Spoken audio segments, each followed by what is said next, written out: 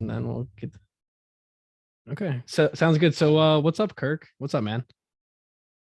Not too much. How are you, dude? I'm Good. live from the atrium. You're live from nature. I love it. So we're here with Kirk today. Walrus Carp Clothing on Instagram and Walrus Carp on TikTok, right? Correct. Yes, all those things. Yes, he is the record holder for most consecutive rides on the People Mover at 69, I think, right? Or 66. 66. Okay. I watched the video. It was a good hour video. I got to play in my spare time. So Yeah. It was a total of 14 hours and 24 minutes, no stops. that's amazing. I think the highest I hit was about 20 when I was about 7 years old when my mom was sick. They just let us keep going around. That's about Dude, it. that's a long amount of time, dude. 20 is because you're talking Yeah. about 12 minutes per roughly.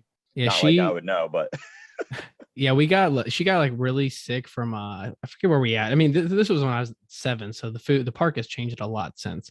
oh I don't yeah. even know what she ate, but she was throwing up, and then she just got on the ride, and they're like, "You can just stay and sit here the whole time." I'm like, I was 7. Wow. I'm like, okay, so Wow. That was like 4 hours, brother. I'm sorry that your mom got sick. I mean, that's uh, like a core memory, those things they stick.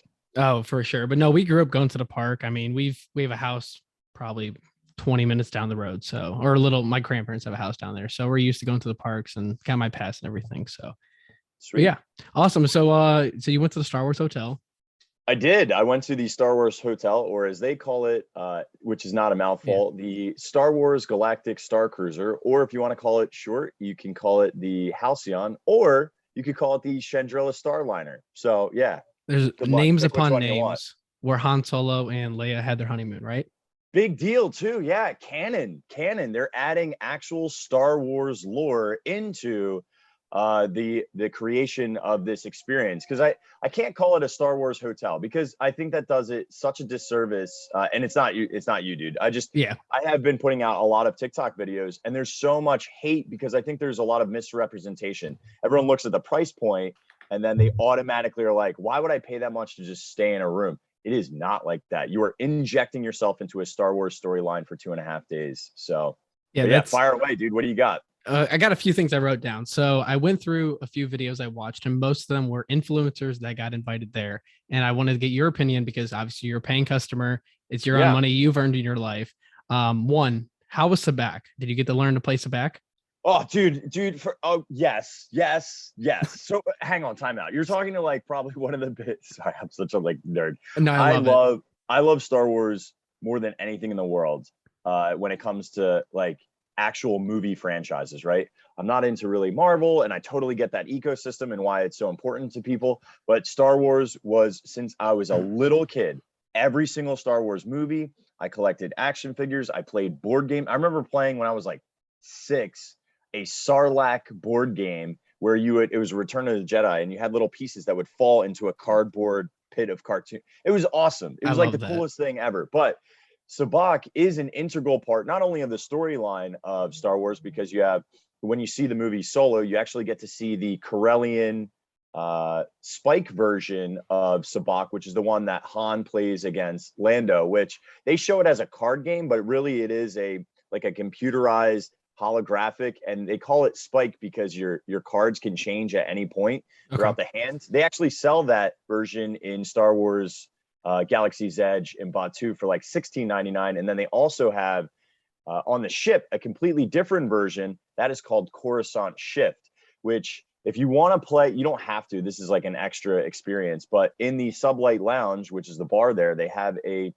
4 top hollow Sabak uh, game that you can play the Coruscant Shift version, which is very, very fun. I never played any of that. And if you want to see any of this stuff in detail, just head over to our YouTube channel. I probably have about 10 videos posted right now. The Halcyon, I probably have another 40 to go. Like it's just insane. And my TikTok feed for the last month has almost exclusively Yeah, been that's how I Halcyon. learned about it. I saw it on there. I'm like, hey, I have to get this guy on an interview because everybody else I saw was all influencers, got there for free. And I'm like, hey, listen, I want a paying customer that is a Star Wars fan. Trust me, if you go down to my room, like a little, 3 rooms down, I have Yeah. probably 40 Lego Star Wars sets. I just got the new Lego Star Wars game. Like I'm a huge Star Wars Oh, fan. dude, the So, legacy is sick. I, oh, I I haven't played video games in a while just because of time. I just recognize that I have young kids. It's like yeah. so hard to like run a business, young kids, content create, and before that was all on the side. So Walrus Carp has existed since June of 2019, but only as like a side business until September when we moved down here full time to go after our dreams, find our happily ever after. I love that. And, yeah, which is awesome. It's like we're putting all of our credits in the middle of the table on Sabak and go on one hand. But the game itself is really fun. You played in the Sublight Lounge. The crew members, so we're not calling them cast members because they're on the Halcyon. We're calling them crew members. So actually on this picture, it would be the Sublight Lounge is right over here. Okay. Cool backstory. This ship that I'm on right now, I wish. The ship that I'm on right now is, if you're listening to this, I have a virtual background of the Halcyon's big atrium is what they call it. And actually, you had beautiful. Han and Leia. This back here, which is a giant, like kind of backlit, etched screen with big, bright, like neon tealish blue color on a black screen. This is just for audio only, folks. Was a gift from Princess Leia because Han and Leia had their honeymoon here on the Halcyon. There's actually comic books that verify some of this backstory, and the crew members on the Halcyon will verify it. But before it was owned by the Chandrila Star Line, it was owned by the Hutts.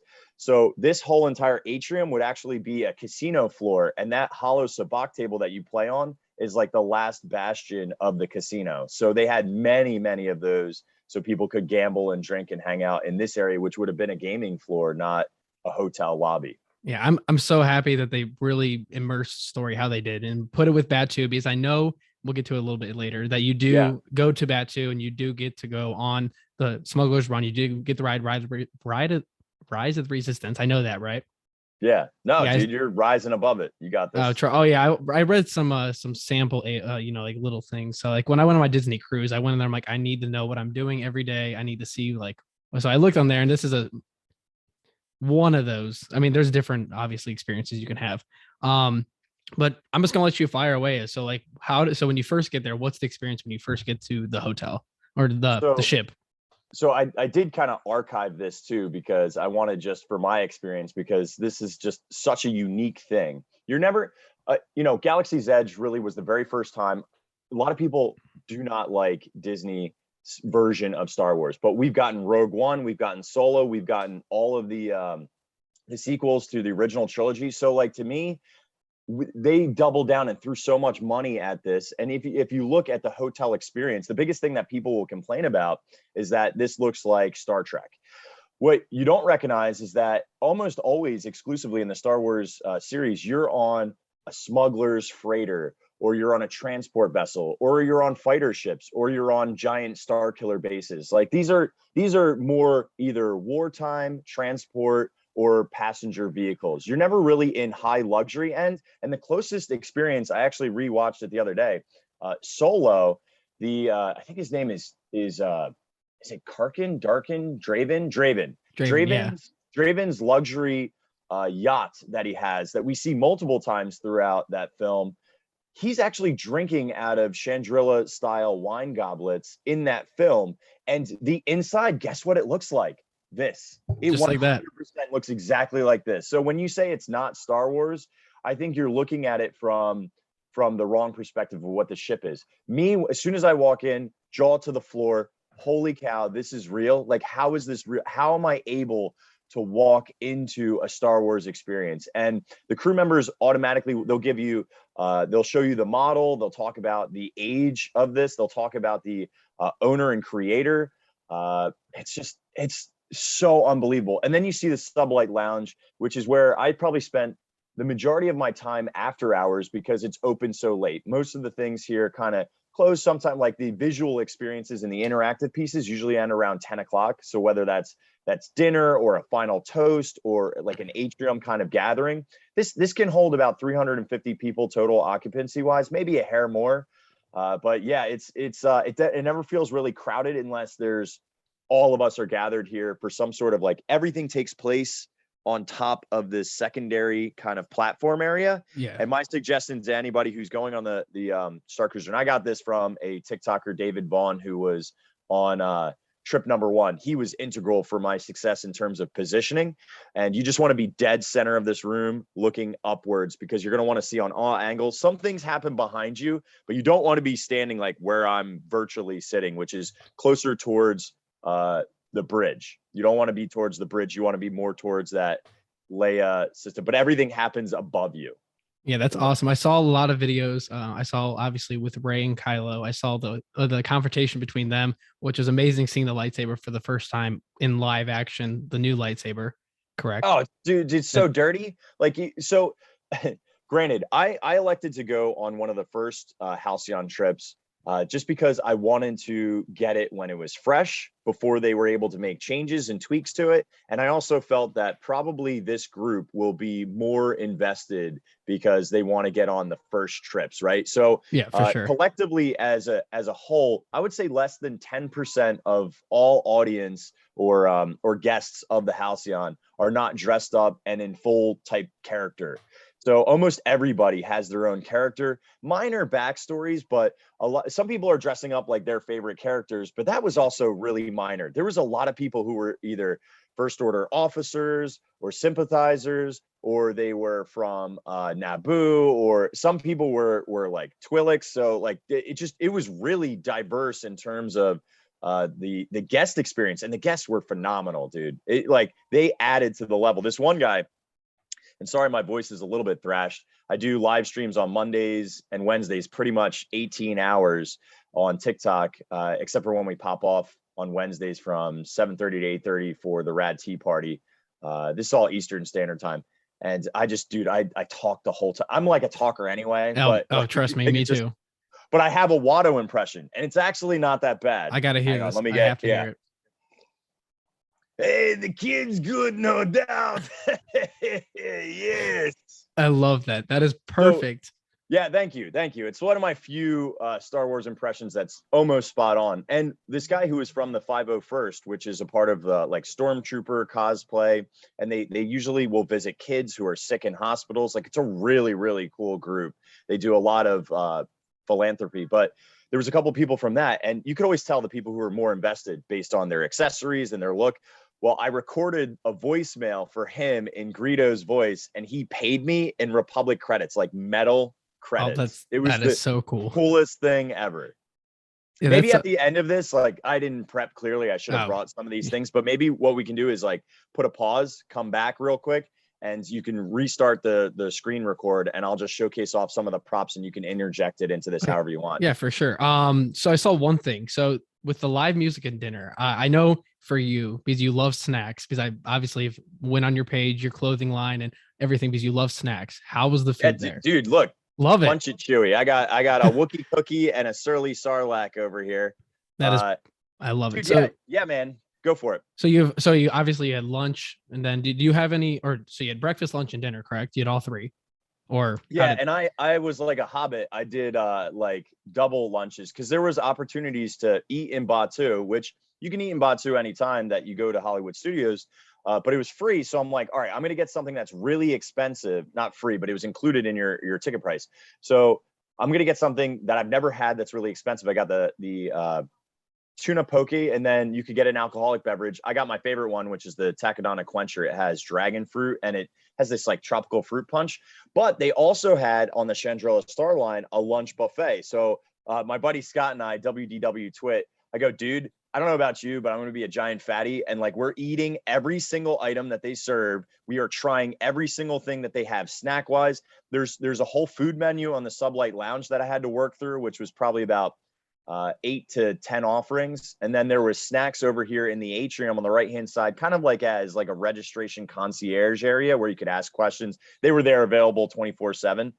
So I had to have all those snacks. And then your breakfasts and your lunches were buffet style. So they happened in the, what did they call that? The Crown of the Corellia dining room. And it was like a buffet cafeteria tray. And they would have probably about 25 items, maybe 20 items, a little bit less.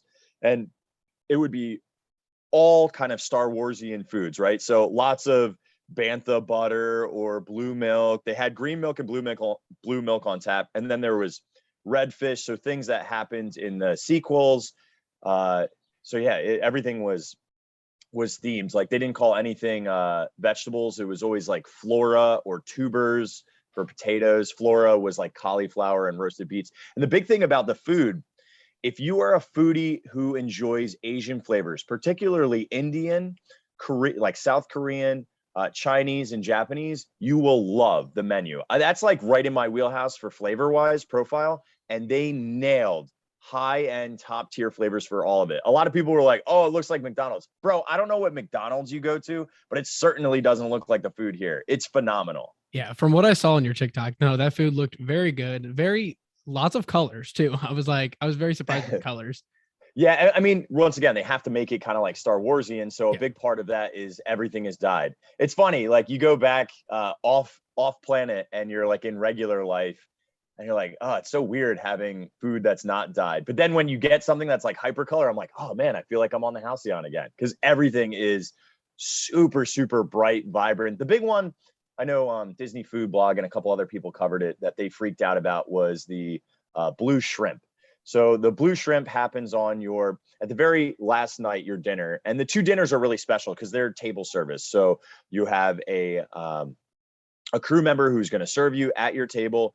It's all prefixed. You have no choice. They give you everything though, which is really, really nice. But during those dining is when epic storylines actually take place, which is really, really cool. The first night is a performance by Gaia, and then Wraith Cole is there, your cruise director's there, the captain's there. They actually have this captain's table that seats 10 people, and you sit down and she basically improvs with you. Captain Keevan will improv for like about 30 minutes sitting down, and then they got, I think, champagne and then two other little tiny courses on top, and it was only $30, but there was only 60 seats or no, only 20 seats across the two nights. So that instantly sold out. And to even book this, which was insane, I was there right as soon as they opened up for annual pass holders. And I waited on the phone for about 6.5 hours before I even spoke to anybody. No, that's awesome. Yeah, I saw the captain's table, which looks amazing right there with the experience of just how all the cast members are and just how the crew is with everybody. It just looks phenomenal. Because I've been on a Disney cruise, but with you're going from a Disney cruise to an experience that you're paying good money for. I mean, that experience has to be unmatched. Well, dude, I haven't priced out cruises, but I feel like the cruises are not that much more different in price. I remember my mother-in-law was like, when all the girls and our grandkids are of like a certain age, when everybody's 5 or something, let's all go on a Disney cruise. I'll pay for it. I'm like, unless you want to refinance your house, there's no way you're affording 10 people to go on a cruise. It's a couple $1,000, right? Yeah, so I went 3 years ago for my senior trip. So I graduated high school. My mom's like, hey, like I haven't bought you Christmas gifts or anything. And I'm like, just clothing. She's like, because I've been saving up for this trip. So yeah, I think it was $3,000 for 3 days. So yeah, I mean, yeah. So $3,000 for 3 days. I paid $2,400 for 2.5 days, and I had a roommate in mind. So there was only 2 of us. If you want to really save money, go with 4 people. And if it's 4 like friends, that's really great because then you really are splitting it up. But that you can pull the price apart a little bit by having more people on in your cabin. Like I think you could do it for then like just under $2,000, which just under $2,000. This is going to sound ludicrous, and I apologize. And I did pay for this and recognize that I am a freak for Star Wars. I have to have all these prefaces, right? You are interjecting yourself into a Star Wars film. That's basically it. Like you are living a Star Wars character. I had a character. His name was Wal Karkin. He was a smuggler from Batuu who has first order kind of loyalties because they pay better. So yeah, it just was to interject yourself into a Star Wars story. I don't know where else you're going to do that. And as a result, Disney owns that. There's no other place that you would be able to do that. And for somebody like me, if you could get in there for $1,800 to $2,400, yeah, it's not that bad. I was reading a lot of forums, saw a lot of YouTube videos because I'm obviously a huge Star Wars fan. Like you probably saw the same videos of everybody complaining about the pricing, everybody complaining about the theming, but they were never there. They never got to go in the physical ship and experience everything like you got the experience. Well, I think, listen, the price is scary. There's no doubt about it that the price is scary. But I am of the ilk and motivation, coaching, mentor side of me, because before I got into this, I was in education. I taught high school history, world cultures, and US2 for 3 years.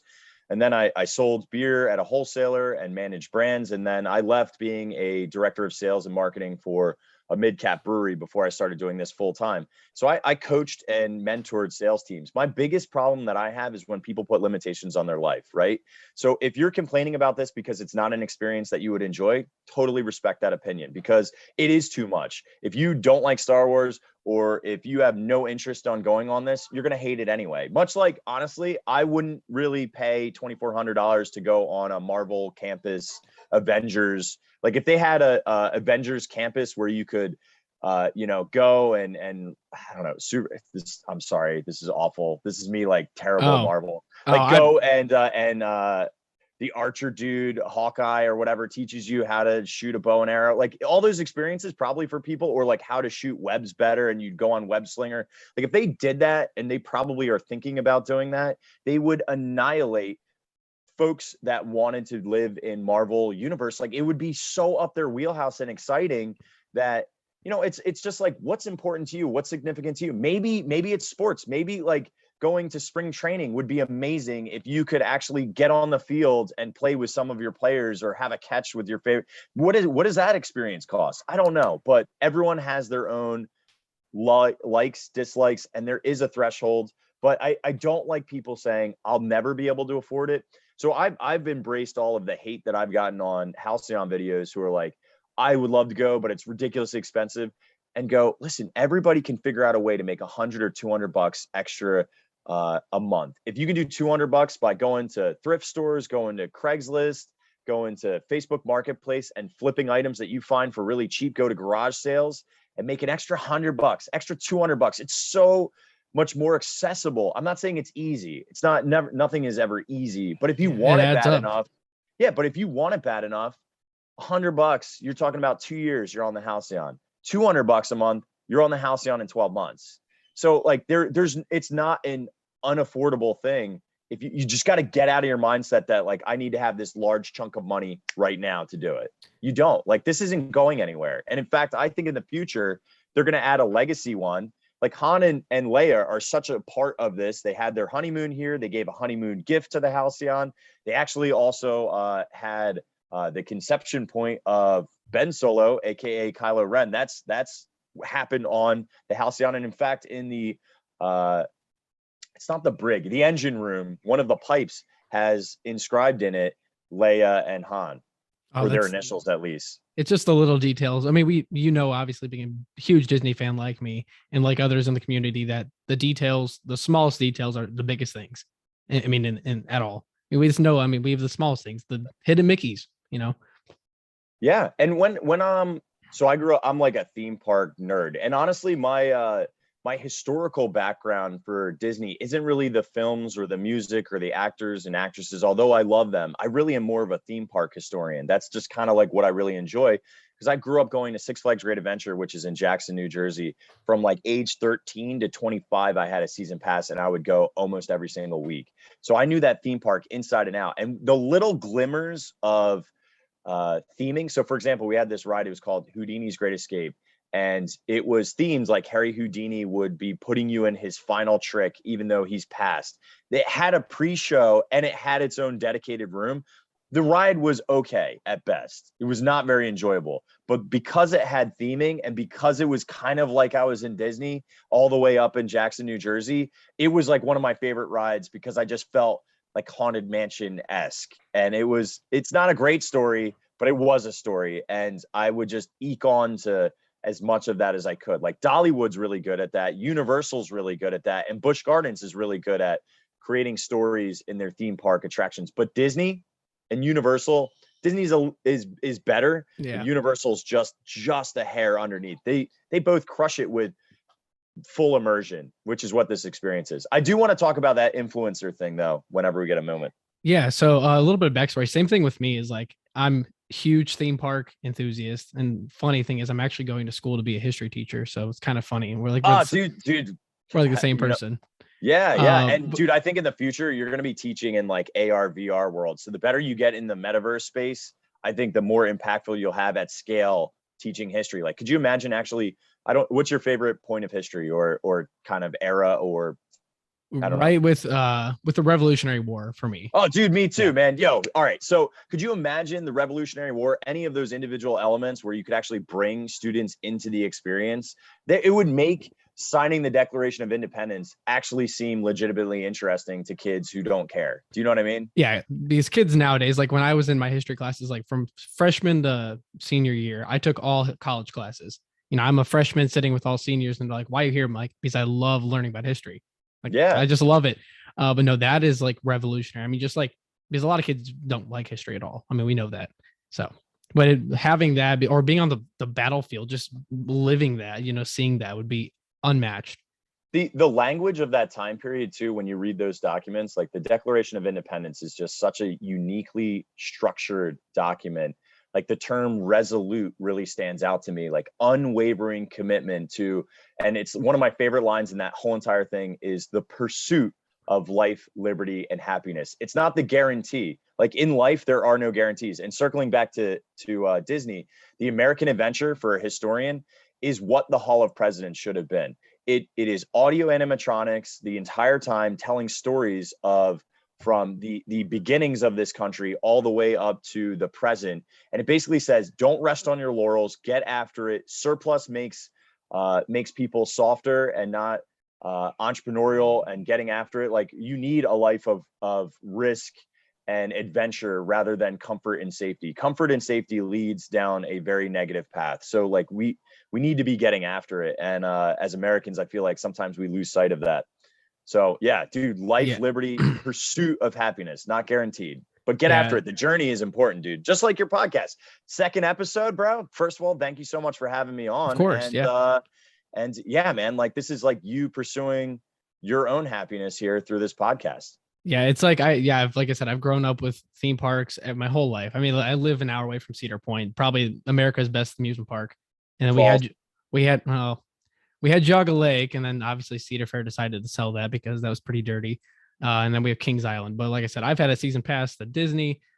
I was going to get a Universal one, but then I decided I'm like, you know, I'm not going to go there all the time. But transferring. Dude, Cedar, so I've been to Cedar Point. It's amazing, but the only reason why it's like a rivalry, right? Six Flags Great Adventure and Cedar Point were in a roller coaster arms race for the amount of coasters that we had, to the point where almost every year, you guys and us Just went back and forth. Cedar Point versus Six Flags. We're literally going back and forth, not only for trying to break new barriers for tallest, fastest, steepest, whatever, and just pick a style of coaster.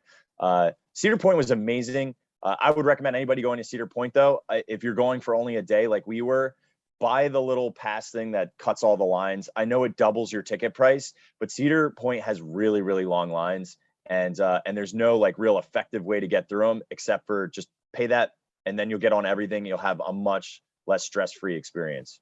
Yeah, it'll be my first year actually going to the one in New Jersey. So I've never been to a Six Flags park minus when Jog Lake was Six Flags. So I'll actually get the ride KingDoka, which is Great ride. Our version is shut down for the rest of the year. I don't know if you know that. I don't. What's Top going Thrill? on? Well, Top Thrill. Hang on. Breaking news on the podcast. Yes. So a piece flew off of the train last year, hit some lady in the head. We don't know like what, like obviously the family's pretty private about it.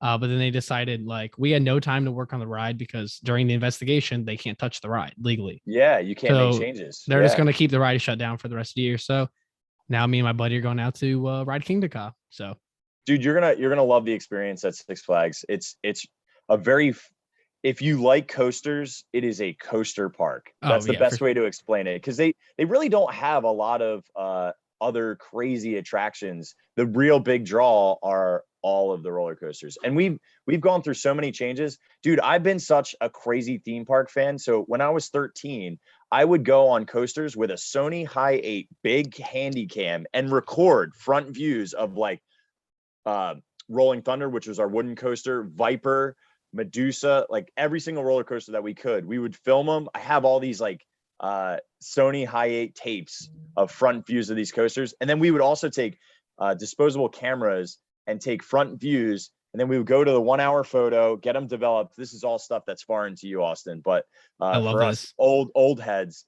And then I would scan it in, and we used to have a free hosting site. It was called GeoCities. This is like when the internet first started. And I had front views of coasters.geocities.com. And I won the coveted 3 coaster star rating award. And then my dad got me real freaked out because I had built Six Flags Great Adventure in Roller Coaster Tycoon 2. Such a legendary game. Pictures. Ah, dude, amazing. And my dad was like, "Aren't you worried about getting sued by Six Flags?" Mind you, I'm like 15. I'm like, what does that even mean? Yeah, and I stopped doing it. I could have been on YouTube. I probably would have been like TPM or something if I kept TPM doing vids. it. Yeah, I follow. Trust me, I know all them coaster studios. Everybody. Like when I was 13, I had a Cedar Point fan page. I had a Disney World fan page. I had a coaster fan page. So always been in the community. But one thing I forgot about this. The lightsaber training, because obviously I have my own. I built a lightsaber at Galaxy's Edge. Amazing experience. That's definitely worth the $200. How was the lightsaber training? So first of all, Savvy is really cool. Have you ever read any of the books? There's Black Spire books, and there's also Galaxy's Edge comics. I've only read the one with Obi-Wan and Qui-Gon. So the Apprentice, I think. I don't know what it's called. I totally forgot. Okay. And then the Lost Stars book. Okay. Yeah. So if you want to learn more about like Savvy's and why he's resistance aligned, it's really, really cool backstory. And I don't really read as much, but I have a lot of windshield time. That's like car driving time. And so I'll do Audible, and they have a really great, well-directed, constructed version of, it's called Black Spire. I think it's called just Black Spire Outpost. And it talks about Vi Marati, but it also talks about Savi and the First Order. It's really cool backstory that makes Galaxy's Edge come alive. And it's a richer backstory than just showing up and like enjoying Savvy's, which, by the way, I've never built a lightsaber. I have to build one at some point. But I wish that there was a Sith version. Do you know what I mean? Yeah. Like I from what no spoilers, but like from what I got is it's more positive, and I'm more dark aligned. Like Ventress is my girl. She's like the best. Love Ventress. Love Ventress. Dude, Clone War. I could watch if they did a live action where somehow Ventress showed up. My mind would explode, and yeah, I would be. And I messed up. I didn't get into Clone Wars until a little bit later. And I wasn't going to Galaxy's Edge when it first opened, and they had the legacy blades for Ventress. I screwed up, man. Now they're like $400. Well, also if you so at Barnes and Noble and BAM. So I don't know if you have any, or do you have a BAM down there? So we do have a Books A Million, yes. So they actually still sell it at my store, at least. They have a Ventress blade. They have like 20 of them because they're not even bought yet. They're $180. But I wonder if they're the same ones as the ones in Galaxy's Edge, like in terms of like overstock. Dude, if Austin, no joke, like if you could do, this is on the side, if you could take a picture of one of those bad boys and just show me what it looks like, I do have to find, I'm over like west of Tampa. There has to be a Books A Million here. Yeah, I'll go down there. It's about 20 minutes south of my house. So once I go down to my dad's, now I'm furiously Googling, dude. It's I got the Count Dooku one, and I looked at it compared to the Disney one. I mean, it's pretty accurate. I mean, it's I think it's Hasbro. Different, but I mean, yeah, but that one comes with the blade attached to it, so you get the blade with it. Oh, that's interesting. And you get a lightsaber stand that's included. So yeah, but so the lightsaber training, was there like a orientation on the dock or like on the deck? I don't know exactly what the wording would be with that. Or the no. Yeah, you're trying to figure out location wise, right? So there are, I forget how many total decks, like maybe there's 5 decks, but we stayed on deck 4, which also had experiences. It had the Crown of Corellia, it had the brig, which was the jail cell, it had the engine room, and it also had lightsaber training, your transport to Batuu, and the Batuu climate simulator. That's like in case you have a full-blown freak out and need to be like in open air, which was, I spent a lot of time in there just taking and absorbing in. It just was such a great experience. But right next to the Batuu climate simulator is going to be your lightsaber training. So you're going to get a what do they call them? Sajas and Asaja. I might be mispronouncing that, but people who are force sensitive, who are going to bring you into this room. They place maybe there's 5 or 6 of these like training LED slash light structures that are going to almost like the shining floating ball that Luke puts the Oh blast yeah, shield the probe down, and droids. right. It's kind of, yeah, but they're like so small, right? But imagine it affixed to the wall. And do you want me to go into detail on this or Oh no? yeah, I Yes. mean Okay, cool. all So everything on the deck. I mean, I just saw it. It was. I mean, I saw like very small videos, only from you and a few other creators about it. So yeah, go for it.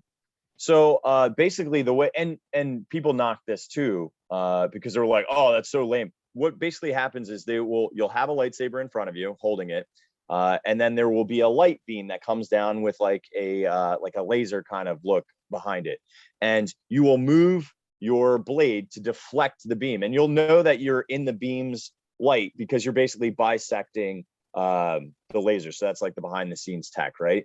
And you'll get an audible tone knowing that you deflected a laser blast. So that's what we're basically training, is how to deflect laser blasts. When you're first doing it, it's very, very slow. And then you go through rounds, like maybe 4 to 6 rounds of this, and it gets progressively harder to the point where they stop showing the light beam and you have to just feel the force, which is really fun way of them like having you pretend like you can actually know where it's coming from. And they do that with like a backlit LED kind of thing that kind of looks like stars. So like it's a visual cue, but it's very fast. And then to bring people in on the backgrounds, they give you these powered shields. So if the person who's in the front who's deflecting misses, somebody right directly behind them has access to do shield stops. It's very fun. It's very difficult. And the beginning is slow, but when they're like rapid fire, and it's randomized patterns, because I was trying to memorize the pattern, because there's 4 people in a line and then maybe 5 or 6 of these rows, and you keep on rotating forward and moving forward. So everyone gets to experience this multiple times. It's really cool. But I was trying to I'm like super competitive. So I like learning and trying to see systems so that I could, have the best score or whatever, which they did show you how many you effectively blocked or didn't block on the game unit itself. It was very well constructed. I don't know how else you would do it unless I saw other tech. I would have to see some like really groundbreaking, either holographic tech or AR, like mixed reality tech, that would make this better, because I don't think you get there in our physical world without using either of those two advances in computers. But yeah, and in the future, I guarantee this can get replaced and supplemented with another style, Oh, for sure. Yeah. The closest I've been to it was probably at Dave and Buster's with the VR headset, or with the freestanding one where you can run around, or the VR headset that I bought, and I had the Vader's Training 3. So you had like probe I heard droids that was coming in. awesome. Yeah. Oh, you could force pull and stab them in the chest, like stormtroopers on the chest. Then when Vader came, he's face to face with you in VR, and like I'll be completely honest, I'm a 21-year-old guy. I was kind of freaked out. I'm Yeah. like, Why wouldn't you, dude? he's 7 feet tall, and I'm like, my mom, I think my ex at the time was standing next to me. She's like, "Why are you breathing so hard?" I'm like, because Vader's right in front of my face. That's Yeah, why. dude, that's a very yeah, I mean, once again, right? So like stepping into the experience makes it that much more enjoyable for you because like you're used to observing, you're not used to experiencing, right? Yeah. And that's what I have to really communicate forward with the Galactic Starcruiser. You are experiencing. Now you can't, and I did see people just casually observe. And I'm kind of an introvert. So I do want to share this because I think this is Disney crushed with this. I don't think anybody's talking about it either. When you're in the atrium, they're going to do this kind of, they call it the muster drill, which they're basically teaching you, if an alarm goes off, what do you do? Where do you go?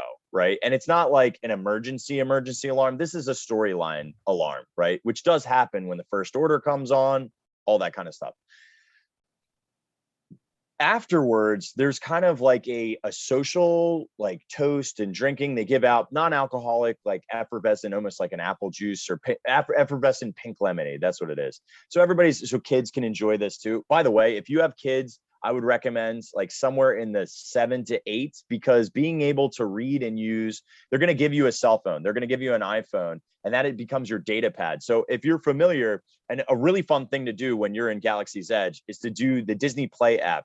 Not only can you translate, which I'm getting really dangerously close, Austin, to be able to read Arabesh without having to use the data pad to translate, which is, excuse me. I love that. I believe that I could read that Arabesh for like, dude, it reminds me of when people would be like, that dude can speak Klingon.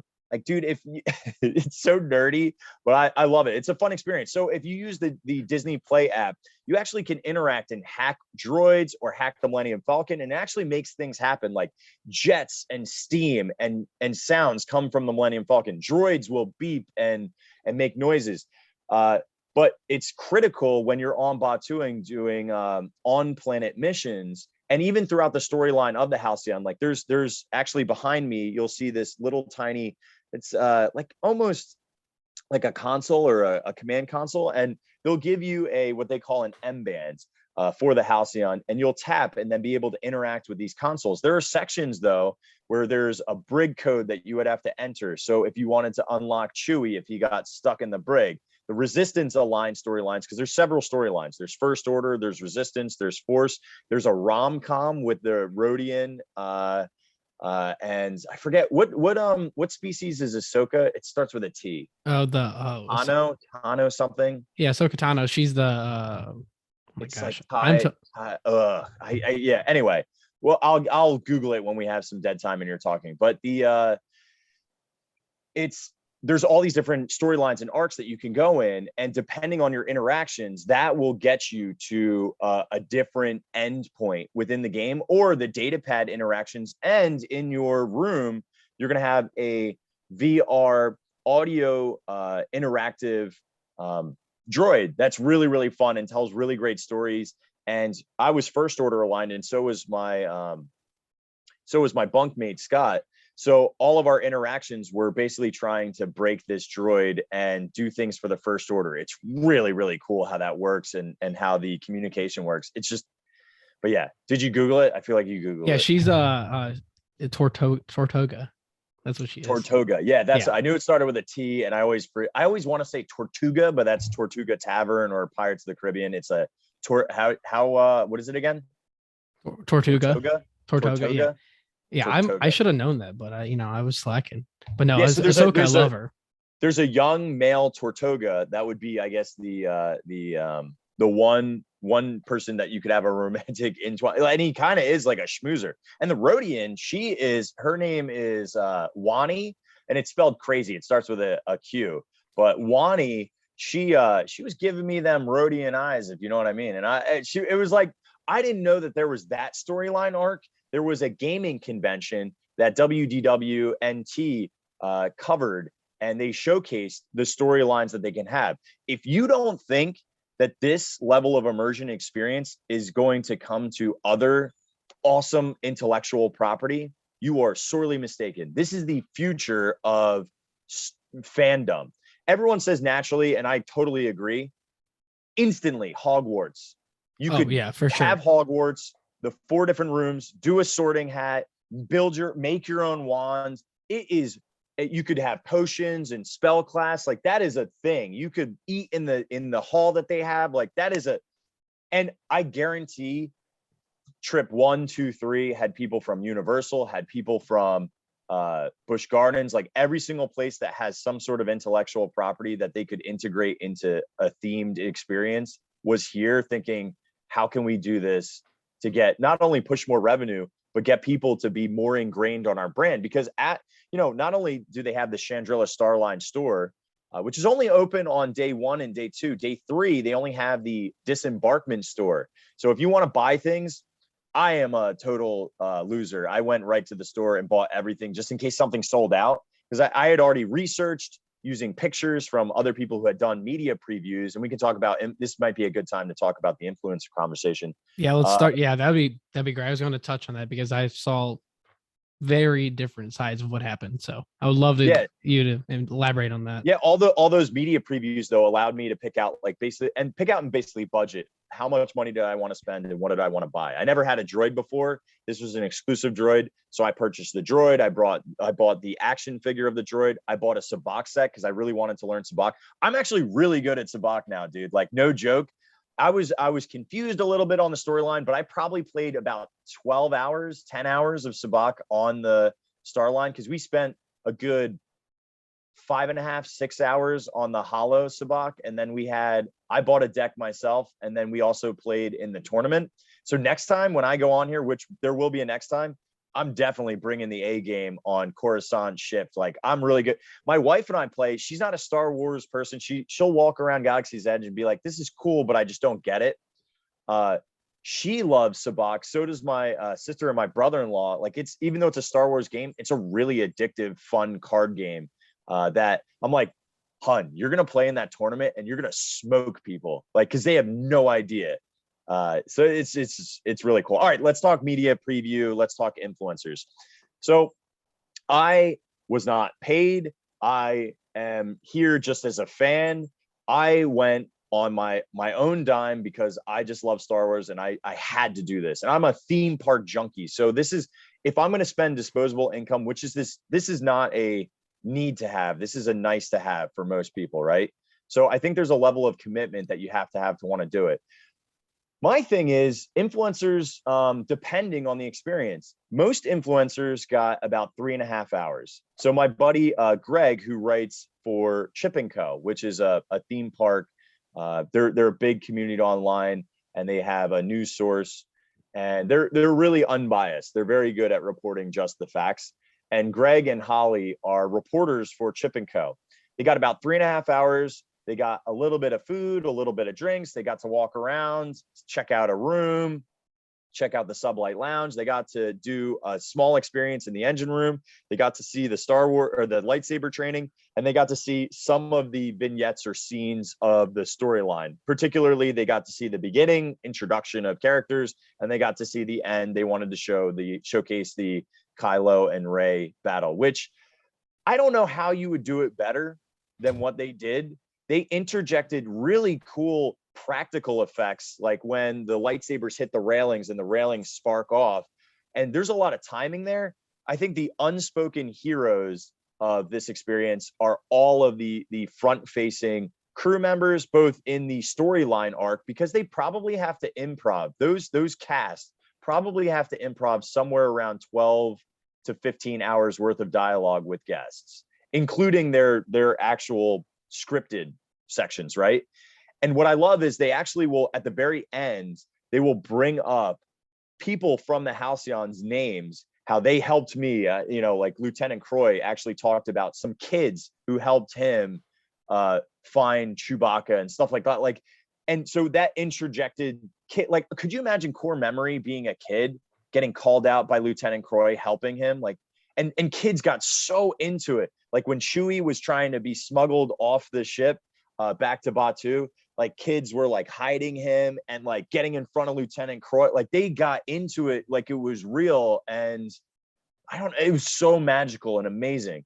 But an influencer who has 3.5 hours, who takes a bunch of pictures and posts like maybe 6, I don't even get, like, I get they have a big audience, but most of them weren't like Star Wars fans. They just were there because it was an experience. And there's this weird race to be first in the influencer content creator. Like when something new comes out, the first one who posts it gets more attention and time. And like, okay, that's fair. That's so stressful. I wouldn't want to live that life, is like just having to do everything first. Like your schedule is predetermined by whenever Disney releases something, which their timeline is so crazy. Like during April Fools, they launch, hey, Guardians of the Galaxy, we're going to make an announcement. And then the next Monday we find out, okay, it's getting a cast member in AP preview, but we don't know when the registration link is. So now you're like stressed all the time for when an email is going to come out so that you can try to get the first day, so you can get the first recording, so that you can post it first. Ooh, that is too much. Yeah, So it just sounds like very stressful. Like for me with the podcast, is just starting out is like, I see all these YouTube videos like, oh, you have to do this, reach out to this many people. But it's like, for you, it's like, hey, I'm like, I saw some guy that spent his own money on this experience and I want to talk to him about it. I'm not like some of these influencers are like when the lightsabers came out, they're like, oh, I have to be the first person to post a video about it. I'm like, you know how many influencers are going to post about a lightsaber? Like, I mean, yeah, it's like what now, listen, everybody can post the exact same content, right? So like I have nothing that's unique except for access, because not everybody can go to the parks every single week, right? So that's like one piece. But we do hack snacks and fun facts purely because I enjoy it and I like sharing. I like teaching. That's much like you, Austin. You're going for education, history major. You're a history major. Like I like teaching people about the parks so that you can not only save time, save money, but have a better experience in the parks and maybe impress your friends with like some geeky fun facts. Like, oh, did you see this hidden Mickey? And they're like, dude, how do you know so much? Oh, this guy on the internet taught me. But it is fun. It's really fun for me, and I use it only to market Walrus Carp as a clothing line. So I'm not aligned in the same sense of like, this is not my, even though I do get paid very minimally on views on TikTok, like I'm not trying to be a creator. I'm not trying to be an influencer. I'm not trying to gain media access. Like I'm okay paying my own way to experience things. So for me, if I get any of those things, that's just like an added plus, but it's not the goal. The goal is for Walrus Carp, the clothing company, and then eventually Walrus Carp as a brand to evolve, have our own cartoons, have our own ecosystem. Maybe that's a travel agency, maybe that's a food product, whatever it is. It starts with the clothing line right now. And that's why I do this, is just to market. So like you reaching out to me, I don't care. Like, dude, I'm just a dude on the internet. So like a lot of people are like, dude, you're huge. You get noticed in the parks. Like, dude, whatever, man. Like none of that. I don't care about being famous. I want as many people to know about Walrus Carp, the brand, but Kirk as a human, I could care less. Like I just want people to enjoy themselves in the parks that I love and live and breathe in all the time. Yeah, that's exactly how it is here. I mean, my buddy Owen that does the podcast with me, he's not with me today. It's the same thing. Is like when I took him to Disney World for the first time, we entered. Okay, so we went to Animal Kingdom. No, we went to Hollywood Studios the first day. We rode everything in like 4 hours because I'm a complete nerd. I got us the first, literally, I think second loading before, when you had to have the reservations for Rise of Resistance. I was like the second boarding group. So I don't know how I got second, but we got that. We rode every ride. Park Hop the Magic Kingdom. He sees the castle and he's like, holy cuss word. He's like, wow, first time ever at the parks. I mean, he was completely immersed, but we rode everything in 3 days. And he's like, how did we do that? I'm like, because I love sharing all my knowledge of the parks. So, I mean, dude, right now, even like a little bit, I get a little, I cry a lot. So it's just because like it really, these are like core memories for me. And I think about like the first time that I saw something or experienced something, like I cried on the Halcyon like a bunch of times because it just was so impactful memory wise. And I think about my girls and all the videos that I've taken with them in their first times experiencing.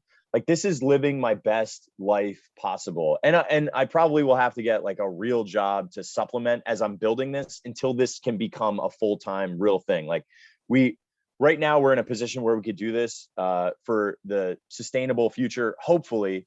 But it's really tough doing anything for the first time. And there's so much risk. But I think about Walt Disney, like he put the chips on the table for 2 years on Snow White, the Seven Dwarfs, right? And if it failed, the company would have failed. But guess what? He failed at his company for like 6 times. Yeah, like 6 times. Yeah. He just kept going back and back and back and back. But he knew in his core being that this could work and this has value and it is helping people. So as long as you have that like insight in your mind in anything that you do, if you're helping people and giving them more than you're taking away, like you're gonna succeed together. Like this isn't about like one person or one unit. It's about doing something collective. But I wanted to circle back on something, and this is an aside. So right, like memory break. We're going back to me being an introvert and not really communicating effectively with some of these characters because you're in the atrium, you have the welcome toast, and there's all these characters walking around. Cruise directors there, the Sajas are there. These are the force sensitive folks. The Rhodians there. So like mentally, your brain's kind of, Guy is there. Wraith Cole, the smuggler, is there. You have Lieutenant Croy of the First Order. You have Captain Kevin there, right? So there's all these people that you can start having conversations with, and they are like there's only one cast member. So if there was a suggestion to plus this experience, I would have more secondary characters that could help the storyline arc. And I do feel that the cast members have they're either mic'd or they have something in their ear to help them remember. And I think in the back of the house where we don't see it, there is a control room that has every single passenger and placing them throughout one of these 6 or 8 storyline arcs, right? And because they'll remember your name. So like I only said Wall Karkin to some of these characters once, and I got called Wall. Hey Wall, how, like the whole entire time. Like there's no way. 350 people, many experiences. Sometimes you only get like a quick 15-second interaction, and sometimes you get 30-minute interactions with these characters, depending on how many people are around them. But the problem is, like right at that atrium, everyone is trying to, like, I didn't know who was aligned with which storyline. I knew I wanted to be Smuggler and First Order. First Order is very easy. That's Lieutenant Croy because he's wearing a giant First Order, you know, everything. But Smuggler, I was guessing was Lieutenant, or was Wraith Cole, which he is. So like you have to like interact with those people more to get on that storyline. So it changes your Batuu experience and your data pad missions. But because I was kind of closed off, and I was live streaming actually at the time, and I was taking some vlogging content. So I have like 2 cameras out, standing in the corner like wallflower, which was very typical of me. I'm not naturally an extrovert. I had to force myself into that through sales and just through the pain points of talking in front of even classrooms. Like classrooms are a great way to get better at just talking and networking and communicating with people. And that's not my natural tendency. It's just what I've prescribed myself through experience. There was a cast member, and I was not sure if Joe was a crew member or not, but she was dressed very First Order, but could be Smuggler. So like right in line with me, right? And she goes, hey, what's your name, right? And we start talking and chatting. And she's like, hey, like, and she's asking me really qualifying questions, which could be just a crew member who's trying to learn my backstory, or a guest of the Halcyon trying to learn my backstory. But nay, she was not. She was a secondary character who was only there for day one to get me to be pushed into storylines. So she knew exactly where Wraith Cole was, because I told her that, you know, for the price is right, I'll put anything on my ship, right? So now she's walking me around the Halcyon down to deck 4 where Wraith Cole was. So that's why I think they have information to know specifically where characters at. So I'm sure somebody in the back end, this is why it's worth the money. It's because there's so much behind this to support this. Plus, like, just the if you look at the visuals, and I'm sorry if you're listening to this, you got to go check out Austin's actual YouTube, right? Yeah, I'll be posting this on YouTube also. Yeah. So this will get on YouTube. Please go, if you're not checking and subbing to him on YouTube as well as just listening to this on Spotify, you're missing some of the visuals that, you know, I have a virtual background, but you are seeing the visuals of what it looks like in here. So she takes me downstairs. She says that she smuggles kyber crystals, and she gives me a kyber crystal that I still have. That is like I got to so keep. cool. And she goes, I smuggle these. And I'm like, what is that? She goes, it's kyber crystals. I'm like, there's a lot of money, and that's highly illegal. I'm into it. So she then interjects me to Wraith Cole, who had only 2 other people. And she's like, she introduces me to him.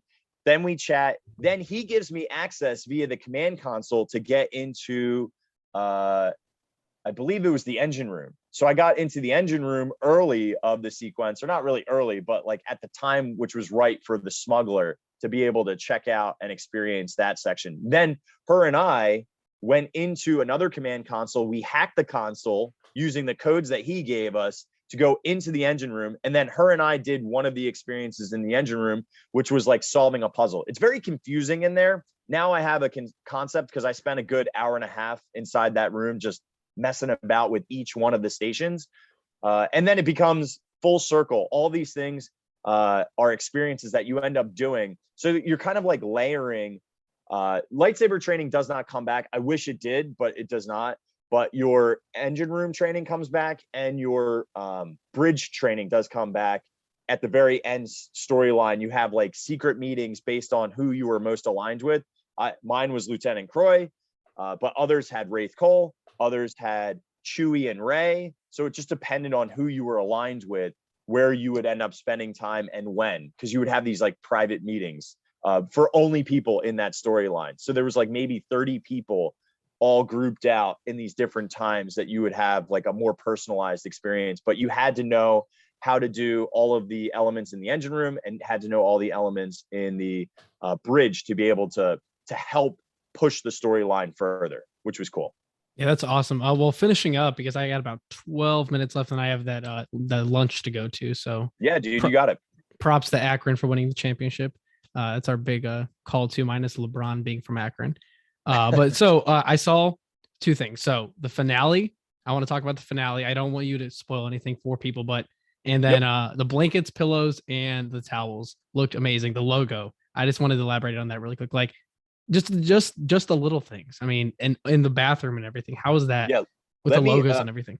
So let me see if I can pull up a picture real quick on my phone while we're talking about it. So first of all, the Chandrilla's logo is actually a 1,000-year-old or 10,000-year-old. I'm trying to remember the year on it.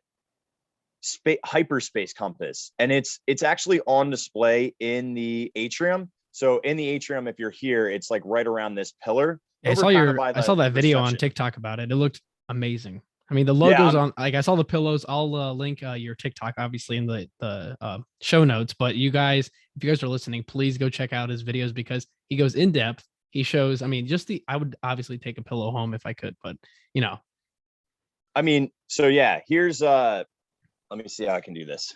I don't know if it'll come up or it'll green screen it. Oh, I see it. Yep, there we go. There you go. Love so there's the symbol there. They should be selling these blankets too, by the way. Like Disney, take my money on this blanket. That thing, if they would have sold it for anywhere around $100 to $200, you're coming home with me. You know what I mean? Like that thing is so cool. And then here's the hyperspace compass. So if you look at this at the right angle, hang on, there we go.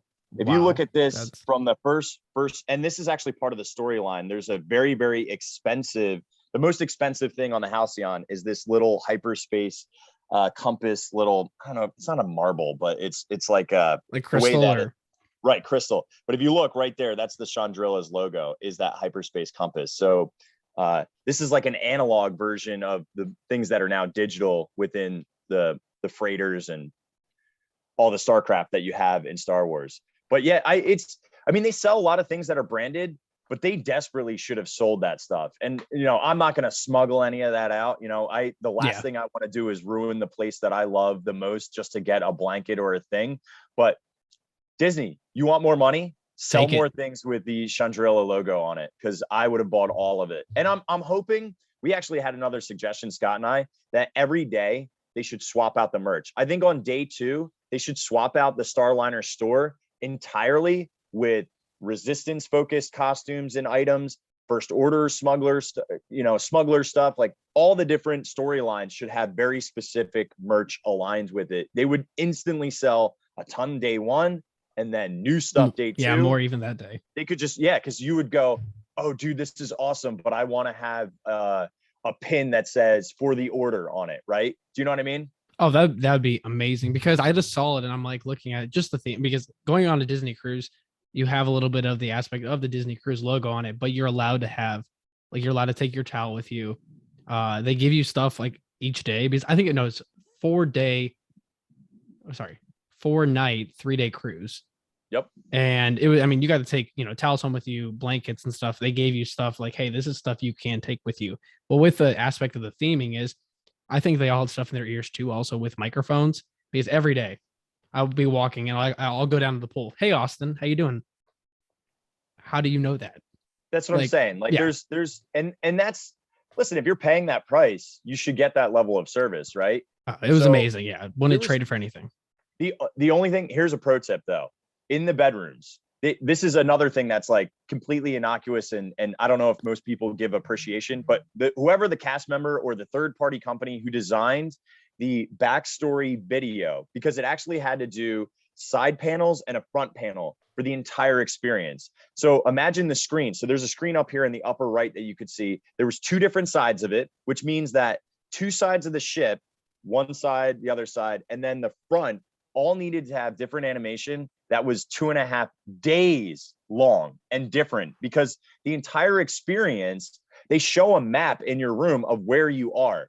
So we never shut our bay. So here's your pro tip or your hack: bring painter's tape and tape up the around of the window, because there are lights around your room's window to see outside. You don't want to miss the experience of seeing all of those individual scenes, like when you're coming up on Bespin, or when you're coming up on Batuu, or when the First Order fleet is around you. Like those are all things that you want to see. And I wanted to wake up to seeing that outside, but there's all these lights and they're super bright. We just left it on, but next time I go back, I will be taping it up so that I can leave the ports open, but the lights aren't on, because that is a little distracting if you're trying to sleep. But that's what I would use, painter's tape, because it doesn't leave residual anything. And then you can block off all that stuff really easily. Nice. Well, yeah. So yeah, that's perfect, because I know people that are going to be listening to this. I'll try to get it on some of the Facebook groups, but they're pretty stingy on posting promotional stuff. But I'll talk to the admin and see if I can get it on there. Well, dude, if you post anything on TikTok that's like easy for me to reshare or restitch, like I'll just throw it up on our thing, no problem. Perfect. And I can promote and try to push people to this as well. Yeah, thank you. Yeah, we're just starting out, so this will be the third episode, because we posted one yesterday about Cedar Point. And then really quick before we end, I want to say meet and greets are coming back. I know you're a big. It's Splash Mountain had a little incident the other day, so people are listening. If you want to check out that video, I'll link that also. One of the carts got a little flooded, and Cosmic Rewind preview day is coming up. So whenever you get the ride, I'll love to have you back on the show for that. Yeah. So I'm just waiting on that, like everyone else, the registration link. I don't care if I go like the first day or anything. Like the Epcot already sold out of park passes. So for day one opening, but we don't have our AP preview just yet. So whenever the AP preview is, I'll be able to ride it before most just ticketed guests. And that's just included with my annual pass. It's not like a special thing for anything. So so whenever that happens, I'm glad to have you back for that, because I know man. That experience is going to be, we're going to have a backwards launch. I know that. I don't want to know where it's going to be at, but the carts are going to be controlled spinning. So you're going to see screens spinning around and like that. So it's going to be. Dude, check out Cobra's Curse from Busch Gardens. Busch Gardens, yeah. I feel very similar ride system for the rotations of the roller coasters. Yeah, because Mock Rides made that. So I'm a big, obviously I know all the manufacturers. Dude, I wonder who made that one. All right. Keep on talking. I'm Googling. Oh yeah, but no, that's that's obviously in conclusion there, but I'm very excited for that. Tron's coming out later? What's August, I think. Dude, Mock Rides. Yeah, Mock Rides. Called it, dude. The earlier today I was like, it's that ride system. I know it because Cobra's Curse just came out last year and it rotates so similarly, and the trains are, oh god, I'm good. Yeah, Mock Rides is probably I want to get down to Silver Dollar City and ride Time Traveler. Is it spinning? Yes. That ride is probably my top one ride. I know it's not the most intense ride, but spinning at the same time, you dive into a ravine in the middle of nowhere. If you go at night, you can't see where you're going. Dude, can we just say that Dollywood and Silver City are like some of the most incredible in terms of ride systems? Like Dolly Parton crushes when it comes to new ride systems. She had the first 90-degree one, straight drop with I forget what it's, something mine, but oh my god, I could talk forever about that. I would love to have her on the podcast, but the other podcast I listen to, coasterradio.com, I know that's their dream person. So Dolly, if you're listening, go on their show first and come over here second. But no, get yours, Austin, dude. Come on, you gotta have your time. Hey, I'm emailing people. Trust me, I'm waiting. Hey man, that's half the battle. That's the one thing that's so cool about the internet is you can DM anybody on Instagram. They might not answer, but you can try. I sent about 20 emails yesterday to park representatives, park owners, family members that own the park. I'm like, hey, your new ride's coming out this year, your new park. I want to interview you. I'm probably, even if I get 1 out of 20, that's all I want. That's actually a really good rate. I would think 1 out of 100 would be also a really good rate. Yeah, we'll see you later. So I'll keep you updated on that. But yeah, so in conclusion, thank you, man, for being on the show. Definitely gonna have you back later, obviously with Cosmic Rewind. We're excited for that, and Tron. So, but yeah. Awesome, man. Well, thank you so much. If you want to check us out anywhere, it's just Walrus and Carp. So this comes from Alice in Wonderland, Walrus and the Carpenter. It's a nonsense name that nobody took. So I didn't want to be like theme park t-shirts because everybody would have that. So it's very distinctly unique to us. It means nothing until it means something. So here we are building walruscarp.com. And then you can follow us and on the live streams and TikTok. Sorry, it's pouring rain here in Florida. You're good. I'm outside. This is a lot better. So thank you, Austin, for having me on. And of course, I'll link everything in the show notes too, so that I can ship it off and promote you as well. Of course, yeah. I'll link all your Instagram, everything. I'll put that in the show notes of the show, so everybody can link to that really quickly too. So, thanks, dude, for having me on. I love talking to fellow theme park enthusiasts. Of course, man. Well, it's a pleasure. Have a great day at the parks if you're going. Thanks, brother. I'll see you. See you, dude.